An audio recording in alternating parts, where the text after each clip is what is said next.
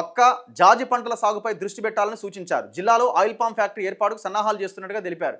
ఎక్కడ oil palm మొత్తం మింగి అవతల పడేస్తుంటే నువ్వు నీ బ్యాచ్ అంతా కలిసి పేరుకేమో నేనే ఆయిల్ పాము, తుమ్మలంటే ఆయిల్ పామ్ అంటే తుమ్మలని చెప్పి మొత్తం నకిలీ విత్తనాలు ఇచ్చి ఓ మధ్యలో సైంటిస్ట్ని పెట్టుకొని వాడు బ్రోకర్ లాగా తయారు చేసి నకిలీ విత్తనాలను విదేశాలను తీసుకొచ్చి వాటిని నర్సరీలో సాగు చేసి ఆయిల్ ఫెడ్ కార్పొరేషన్ని మొత్తం క్లోజ్ చేసేలాగా ప్రైవేట్ కంపెనీలకు మీరు దారాదత్తం చేస్తున్నారు. ఖమ్మం జిల్లాలో ఆల్రెడీ గోద్రేజ్ అనే ఒక ప్రైవేట్ కంపెనీకి 60 ఎకరాల స్థలాన్ని కేటాయించారు. వాడు ఎప్పుడో 4 ఏళ్ల కింద కంపెనీ పెడతామని చెప్పిండు.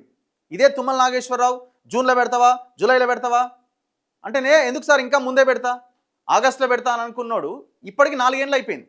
ఎప్పుడో 4 ఏళ్ల కింద ఆగస్టు ఎందుకు జూన్లోనే పెట్టు అని అన్న తుమ్మల నాగేశ్వరరావు ఇంతవరకు ఆ కంపెనీ గురించి మాట్లాడతలేడు. 60 ఎకరాల భూమి తీసుకున్నాడు ఆల్రెడీ ప్రభుత్వ భూమి. ఇప్పుడు మళ్ళీ 100 ఎకరాలు కావాలని రైతులను ఇబ్బంది పెడుతున్నారట.